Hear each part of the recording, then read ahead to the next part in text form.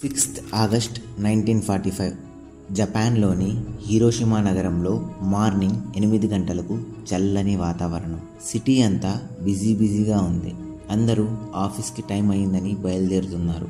చిన్నపిల్లలు స్కూల్ బస్లో అరుస్తూ కేరింతలు పెడుతున్నారు. అప్పుడప్పుడే మొదలైన సూర్యకిరణాల వెలుగులో చల్లని గాలితో వాతావరణం హాయిగా ఉంది. ఇంతలోనే ఆకాశంలో అమెరికన్ ప్లేన్ బోయింగ్ B-29 కనిపిస్తుంది. కరెక్ట్గా 8 గంటల 15 నిమిషాలకు ఆ ప్లేన్ నుండి ఏదో వస్తువు కింద పడుతుంది. దూరం నుండి అదేంటో అందరికీ క్లియర్గా కనపడదు. కానీ అది ఒక ఆటం బాంబ్ అని ఎవ్వరూ కలలో కూడా ఊహించి ఉండరు.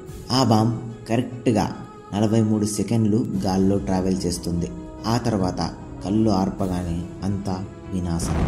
బాంబు పేలగానే ఫైర్ అంతా ఒక పెద్ద బాల్ లాగా సూర్యుడే భూమి మీదకు వచ్చాడు అనేలా కనిపిస్తుంది. టెంపరేచర్ 4000 డిగ్రీ సెంటీగ్రేడ్కు వెళ్తుంది. ఒక్క సెకండ్లో 80,000 మంది బూడిదైపోతారు. I remembered the line from the Hindu scripture, the Bhagavad Gita, Vishnu. Now I am become death, the destroyer of worlds. ఇది వినగానే అసలు ఎందుకు అమెరికా అంత భయంకరమైన అణుబాంబును జపాన్పై ప్రయోగించింది అని అనుకుంటున్నారా?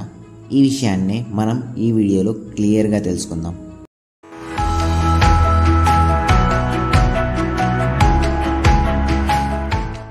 (1939) హిట్లర్ పోలాండ్ను ఇన్వేడ్ చేయడంతో రెండవ ప్రపంచ యుద్ధం మొదలవుతుంది. 1939 నుండి 1945 వరకు రెండవ ప్రపంచ యుద్ధం జరుగుతుంది. ఇందులో 2 మెయిన్ పవర్స్ మధ్య యుద్ధం జరుగుతుంది. ఒకటి axis powers, 2 allied powers. Axis పవర్స్లో Germany, Italy and Japan main కంట్రీస్గా ఉంటాయి. అలైడ్ పవర్స్లో Russia, Great Britain and America main పవర్స్గా ఉంటాయి. ఫ్రాన్స్ అండ్ చైనా కూడా అలైడ్ పవర్స్కే సపోర్ట్ చేస్తాయి. ఇది ఇలా ఉండగా ఫస్ట్ వరల్డ్ వార్లో అమెరికాకు చాలా ఘోరమైన ఎక్స్పీరియన్స్ ఉండడం వల్ల అది సెకండ్ వరల్డ్ వార్లో ఎంట్రీ అవ్వకుండా సైలెంట్గా ఉంటుంది. కానీ 7th డిసెంబర్ 1941లో జపాన్ అమెరికన్ నావల్ బేస్ అయిన పర్ల్ హార్బర్ మీద అటాక్ చేస్తుంది. ఇక దారి లేక అమెరికా కూడా యుద్ధంలోకి దిగుతుంది. ఆ తర్వాతే అమెరికా జపాన్పై ఓపెన్గా వార్ డిక్లేర్ చేస్తుంది. అసలు సైలెంట్గా ఉన్న అమెరికాపై జపాన్ ఎందుకు అటాక్ చేస్తుంది అనేది ఇక్కడ మెయిన్ క్వశ్చన్. రెండవ ప్రపంచ యుద్ధం స్టార్ట్ అవ్వకముందు జపాన్ కూడా తన ఎంపైర్ పెంచుకుంటూ పోతుంది. మొత్తం ఏషియాలోని కంట్రీస్ అన్నింటినీ కబ్జా చేసి దాన్ని ఒక గ్రేట్ ఏషియన్ ఎంపైర్గా రూల్ చేయాలనేదే జపాన్ కళ. మనల్ని బ్రిటిష్ వారు ఎలా పరిపాలించారో అలా జపాన్ కూడా Indonesia, Myanmar, Cambodia, Vietnam, north Korea, south Korea and చైనాలోని ఈస్టర్న్ పార్ట్స్ ఇలా చాలా ఏరియాస్ను తన కంట్రోల్తో కబ్జా చేసి ఉంటుంది. అలాగే తన జపనీస్ ఎంపైర్ని పెంచుకుంటూ పోవాలనే ప్లానింగ్తో యుద్ధాలు చేసుకుంటూ వెళ్తుంది. ఇంకోవైపు హిట్లర్ కూడా యూరోప్లోని కంట్రీస్తో యుద్ధాలు చేసుకుంటూ తన పవర్ని పెంచుకుంటూ పోతున్నాడు. ఇదంతా గమనిస్తున్న అమెరికా వాటిని ఎలాగైనా ఆపకపోతే ఖచ్చితంగా ఫ్యూచర్లో ప్రాబ్లం అవుతుందని భావించింది. ఆ టైంలో America copper, iron, steel and ఆయిల్ని జపాన్కు ఎక్స్పోర్ట్ చేస్తూ ఉండేది. సో జపాన్కు వార్లో కాకుండా ఎకనామికల్గా బ్రేక్ వేయాలని కాపర్, ఐరన్ అండ్ స్టీల్ను సప్లై చేయడం ఆపేస్తుంది. దీంతో జపాన్ తన ఎక్స్పాన్షన్ను ఆపుతుంది అని అమెరికా భావిస్తుంది. కానీ అలా జరగదు. సో ఇక గతి లేక అమెరికా ఆయిల్ సప్లైను కూడా ఆపేస్తుంది. ఆ టైంలో జపాన్కు ఆయిల్ చాలా అవసరం. 80% ఆయిల్ సోర్సెస్ అంతా అమెరికా నుండే ఇంపోర్ట్ అయ్యేవి. కానీ ఆయిల్ కావాలంటే అమెరికా ఒక కండిషన్ పెడుతుంది. జపాన్ చైనీస్ ఏరియాను అంతా వదిలేయాలని, యాక్సిస్ పవర్ నుండి అంటే జర్మనీ అండ్ ఇటలీతో సంబంధాలు వదిలేస్తేనే ఆయిల్ని ఇంపోర్ట్ చేస్తామని అమెరికా కండిషన్ పెడుతుంది. అలా చేస్తే మొత్తం ఏషియాను పరిపాలించాలి అనే జపాన్ కళ నెరవేరదు. సో అమెరికాను జపాన్ ఇగ్నోర్ చేస్తుంది. ఇక జపాన్ ఆయిల్ కోసం వేరే దారులను వెతుకుతుంది. మలేషియా అండ్ ఇండోనేషియాలో ఆయిల్ ఉంది అని తెలుసుకొని అక్కడ కబ్జా కోసం ట్రై చేస్తుంది. కానీ ఇండోనేషియా డచ్ కంట్రోల్లో, మలేషియా బ్రిటిష్ కంట్రోల్లో ఉంటాయి. డచ్ అండ్ బ్రిటిషర్స్కు అమెరికా సపోర్ట్ ఉంటుంది. ఇక ప్రక్కనే ఉన్న ఫిలిప్పీన్స్ను కబ్జా చేయాలనుకుంటే అది కూడా ముందు నుంచి అమెరికన్ టెరిటరీలో ఉంటుంది. సో అస్సలు కుదరదు. ఇక జపాన్ కూడా ఇలా భయపడుతూ ఆలోచిస్తే పనులు జరగవు అని అమెరికాకు ఎలాగైనా ఒక సర్ప్రైజ్ గిఫ్ట్ ఇవ్వాలని అమెరికన్ నేవల్ బేస్ అయిన పర్ల్ హార్బర్పై ఒక సర్ప్రైజ్ అటాక్ చేస్తుంది. ఆ అటాక్లో 350 కంటే ఎక్కువ జపానీస్ ఎయిర్ క్రాఫ్ట్స్ బాంబ్స్ వేసి అటాక్ చేస్తాయి. జస్ట్ 2 గంటల్లో 188 American military air crafts and 2400 మంది వరకు అమెరికన్ సోల్జర్స్ చనిపోతారు. ఆ తర్వాత కొద్ది గంటల్లోనే ఫిలిప్పీన్స్ని కబ్జా చేసుకుంటుంది. ఈ పాయింట్ నుండే అమెరికా అఫీషియల్లీ వార్ డిక్లేర్ చేసి వరల్డ్ వార్లో ఎంటర్ అవుతుంది.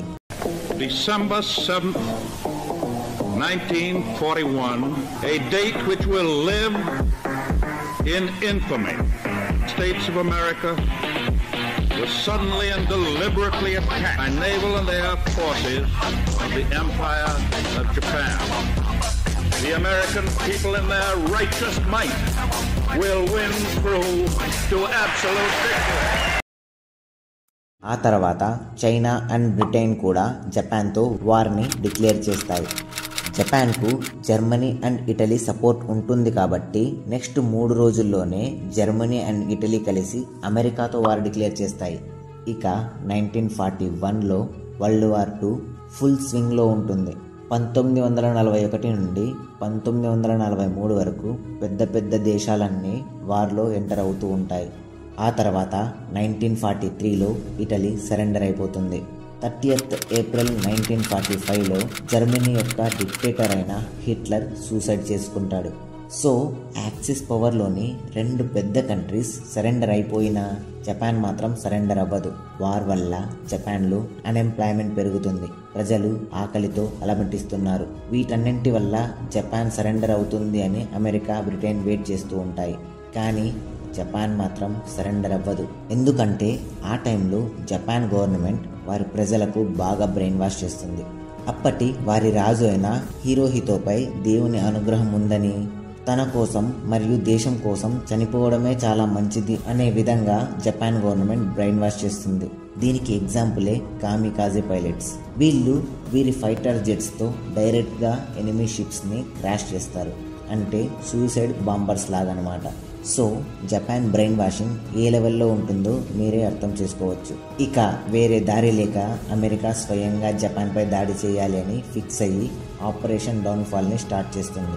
దీనిలో భాగంగా జపాన్కు దగ్గరలో ఉండే ఒకినావా ఐలాండ్స్లో అమెరికా అండ్ జపాన్కు మధ్య బ్యాటిల్ ఆఫ్ ఒకినావా అనే యుద్ధం జరుగుతుంది. ఈ బ్యాటిల్ 1st ఏప్రిల్ 1945 నుండి 22nd జూన్ 1945 వరకు జరుగుతుంది. ఈ మ్యాప్లో ఓకినావా ఐలాండ్స్ని మీరు చూడవచ్చు. ఈ ఓకినావా బ్యాటిల్ అమెరికాకు ఒక షాక్ని ఇస్తుంది. ఈ బ్యాటిల్లో జపాన్ సోల్జర్స్ ప్రాణాలకు తెగించి మరీ యుద్ధం చేస్తుంటారు. చనిపోతూ ఆఖరి శ్వాస వరకు అమెరికాను అడ్డుకోవడానికి ట్రై చేస్తూ ఉంటారు. చాలా కష్టం మీద ఈ బ్యాటిల్ని అమెరికా గెలుస్తుంది. 12,000 కంటే ఎక్కువ మంది అమెరికన్ సోల్జర్స్ చనిపోతారు. 50,000 కంటే ఎక్కువ మంది ఇంజూర్ అవుతారు. ఇంకో పక్క 1,10,000 మంది వరకు జపాన్ సోల్జర్స్ చనిపోతారు. అంతేకాదు 1,00,000 మంది వరకు ఆ ఐలాండ్లోని సివిలియన్స్ అంటే సామాన్య ప్రజలు చనిపోతారు. ఇక్కడ అమెరికా ఒక విషయాన్ని గమనిస్తుంది. ఇలాంటి ఐలాండ్స్ ఇంకా చాలా ఉన్నాయి. ఇలా ఒక్కో ఐలాండ్ని ఇన్వైట్ చేసుకుంటూ పోతే యుద్ధం గెలిచిన ఎన్నో లక్షల మంది సైన్యాన్ని, ప్రజలను కోల్పోవాల్సి వస్తుంది అని అమెరికాకు అర్థమవుతుంది. ఇదిలా ఉండగా 12th ఏప్రిల్ 1945లో యుఎస్ ప్రెసిడెంట్ అయిన ఫ్రాంక్లిన్ రూస్వెల్ట్ చనిపోతారు. సో అప్పటి వైస్ ప్రెసిడెంట్ అయిన హ్యారీ ట్రూమన్ ప్రెసిడెంట్ అవుతాడు. ట్రూమన్ యుద్ధం ఎలాగైనా ఆపాలని చాలా దారులు వెతుకుతూ ఉంటాడు. బట్ జపాన్ సరెండర్ అనే విషయాన్ని ఆలోచించదు. ఇక ఈ టైంలో ట్రూమన్కు యుఎస్లో సీక్రెట్గా నడుస్తున్న ఒక ప్రాజెక్ట్ గురించి తెలుస్తుంది. అదే ద మ్యాన్హాటన్ ప్రాజెక్ట్. ఈ ప్రాజెక్ట్లో ఎంతోమంది సైంటిస్టులందరూ కలిసి ప్రపంచంలోనే ఫస్ట్ అటామిక్ బాంబ్ని తయారు చేయాలని సీక్రెట్గా వర్క్ చేస్తూ ఉంటారు. సో 16th జూలై 1945లో వారు బాంబ్ని టెస్ట్ చేస్తారు. ఈ టెస్ట్ సక్సెస్ఫుల్ అవుతుంది. ఇక ప్రెసిడెంట్ ట్రూమన్కు ఈ అటామిక్ బాంబే తన సొల్యూషన్ అనిపిస్తుంది. బాంబ్ని ఉపయోగించే ముందు జపాన్కు లాస్ట్ వార్నింగ్ ఇవ్వాలని 26th జూలై 1945 రోజు పోస్ట్డామ్ డిక్లరేషన్లో జపాన్కు అన్కండిషనల్ సరెండర్ చేయాలని వార్నింగ్ ఇస్తారు. ఒకవేళ సరెండర్ అవ్వకుంటే వారు ప్రపంచంలోనే ఎన్నడూ చూడనంత విధ్వంసాన్ని చూస్తారు అని ఆ డిక్లరేషన్లో పేర్కొంటారు. ఇక అటామిక్ బాంబ్ అనే బాంబ్ కూడా ఉంది అని జపాన్ కలలో కూడా ఊహించలేదు. సో జపాన్ ఆ పోస్ట్డామ్ డిక్లరేషన్ని కూడా రిజెక్ట్ చేస్తుంది. సో ట్రూమెన్ అటామిక్ బాంబ్ను డ్రాప్ చేయాలని అథారిటీ ఇస్తాడు. ఆ తర్వాత 6th ఆగస్ట్ 1945 రోజు Boeing B-29 air craft Hiroshima నగరంలో కనిపిస్తుంది. అందులో లిటిల్ బాయ్ అనే అటామిక్ బాంబు ఉంటుంది. పొద్దున్నే 8:15 ఈ బాంబును హీరోషిమా నగరంపై వదులుతారు. ప్రపంచంలోనే మొదటిసారి న్యూక్లియర్ బాంబును ప్రయోగించిన దేశంగా అమెరికా చరిత్రలో నిలిచిపోతుంది. ఆ రోజు హీరోషిమా నగరంలో ఉండి ఆ న్యూక్లియర్ బాంబు పేలుడు నుండి సర్వైవ్ అయిన వాళ్ళు ఆ రోజు సిచ్యువేషన్ గురించి ఈ విధంగా చెప్తారు. బాంబు పేలగానే మొత్తం అంతా తెల్లగా అయిపోయి ఏమీ కనిపించకుండా అందరూ టెంపరీగా బ్లైండ్ అయిపోయారు. ఇక ఆ బాంబ్ సౌండ్కు సర్వైవ్ అయిన చాలామంది పర్మనెంట్గా చెవిటి వాళ్ళు అయ్యారు. భూమి మీద టెంపరేచర్ 4000 degrees సెంటీగ్రేడ్కు వెళ్ళడం వల్ల మనుషులు అక్కడికక్కడే కాలి బూడిదైపోయారు. ఇదంతా సెకండ్లో జరిగింది. ఆ తర్వాత అక్కడ ఉన్న వారికి ఏం జరిగిందో అర్థం అవ్వలేదు. ఆ బ్లాస్ట్ అండ్ టెంపరేచర్ వల్ల పెద్ద తుఫాను వచ్చి అక్కడి ఇళ్ళు బిల్డింగ్స్ అన్నీ కూలిపోయాయి. ఆకాశమంతా నల్లగా టాక్సిక్ యాసిడ్ మేఘాలతో నిండిపోయింది. 70% సిటీ అంతా నాశనమైపోయింది. ఆ నల్లటి మేఘాల వల్ల యాసిడ్ రైన్ పడడం స్టార్ట్ అయ్యింది. మనుషుల శవాలు ఘోరంగా పడి ఉన్నాయి. ఆ యాసిడ్ రైన్ వాటర్ అంతా నల్లగా గ్రీస్ లాగా పడుతుంది. 15 నిమిషాల ముందు ప్రశాంతంగా ఉండే నగరం ఇప్పుడు నరకంలా మారింది. సహాయం చేయాలన్నా సిటీలో ఎవరైనా మిగిలిండాలి కదా. మిగిలిన వాళ్ళ పరిస్థితి ఇంకా ఘోరంగా మారింది. ఇక ఆ రోజు చనిపోకుండా ఏదో కారణంతో బతికిన వాళ్ళు ఆ తర్వాతి 2-3 నెలల్లో వారి ప్రాణాలు వదిలేశారు. ఇంత పెద్ద బ్లాస్ట్ అయినా జపాన్ సరెండర్ అవ్వలేదు. దీనికి రెస్పాండ్గా 9th ఆగస్ట్ 1945 రోజు అంటే ఆ బ్లాస్ట్ అయిన 3వ రోజు నాగసాకి అనే నగరంపై 2వ ఆటం బాంబ్ను డ్రాప్ చేస్తుంది. ఈ బాంబ్ పేరు ఫ్యాట్ మ్యాన్. ఇది ఫస్ట్ బాంబ్ కంటే చాలా రెట్లు ఎక్కువ డేంజర్. ఈ బాంబు వెయ్యగానే ఇమీడియట్లీ 40,000 మంది చనిపోతారు. 6.7 స్క్వేర్ కిలోమీటర్ల ప్రాంతమంతా డిస్ట్రాయ్ అవుతుంది. ఈ బాంబు ముందు దానికంటే చాలా డేంజర్ అయినా క్యాజువాలిటీస్ ముందు కంటే చాలా తక్కువే అవుతాయి. దానికి ఎన్నో కారణాలున్నాయి. ఇక ఈ 2 బాంబుల వల్ల 2 లక్షల కంటే ఎక్కువ మంది చనిపోతారు. ఇలాగే ఉంటే అమెరికా ఒక్కొక్కడిగా మొత్తం జపాన్నే డిస్ట్రాయ్ చేస్తుంది అనే భయంతో జపాన్ సరెండర్ అయిపోతుంది. దాని తర్వాత 15th ఆగస్ట్ 1945 రోజు 2వ ప్రపంచ యుద్ధం ముగుస్తుంది. ఇక ఈ వీడియో గురించి మనం డిస్కస్ చేయడానికి చాలా విషయాలు ఉన్నాయి. అందులో ఫస్ట్ వన్, తన ఒక్క డెసిషన్తో 2 లక్షల కంటే ఎక్కువ ప్రాణాలు పోయాయి, ఎన్నో లక్షల జీవితాలు నాశనమయ్యాయి అనే ఒక చిన్న గిల్టీ ఫీలింగ్ కూడా ట్రూమెన్కు ఉండదు. ఎందుకు? 2, ఈరోజు హీరోషిమా అండ్ నాగసాకి నగరాల డెవలప్మెంట్ చూస్తే వీటిపై నిజంగా అటామిక్ బాంబ్ పడిందా అనే విధంగా డెవలప్ అయ్యాయి. ఎలా? 3, ఈ 2వ ప్రపంచ యుద్ధంలో ఇండియన్ ఆర్మీ యాక్సిస్ పవర్ అయిన జపాన్ వైపు అండ్ అలీడ్ పవర్స్ అయిన బ్రిటిషర్స్ వైపు అంటే 2 sides వార్ చేస్తుంది. జపాన్ వైపు నేతాజీ సుభాష్ చంద్రబోస్ స్థాపించిన ఆజాద్ హింద్ ఫౌజ్ అనే Indian national army and British వైపు బ్రిటిష్ ఇండియన్ ఆర్మీ. ఇలా 2 sides ఇండియా వార్ చేస్తుంది. దీనికి కారణం ఏంటి? అసలు ఏం జరిగింది? ఇలాంటి విషయాలన్నీ క్లియర్గా డిస్కస్ చేయాలి. కానీ ఇప్పటికే వీడియో లెంత్ అయిపోయింది. ఫ్యూచర్లో వీటి గురించి డిస్కస్ చేద్దాం. ఫైనలీ, జై హింద్.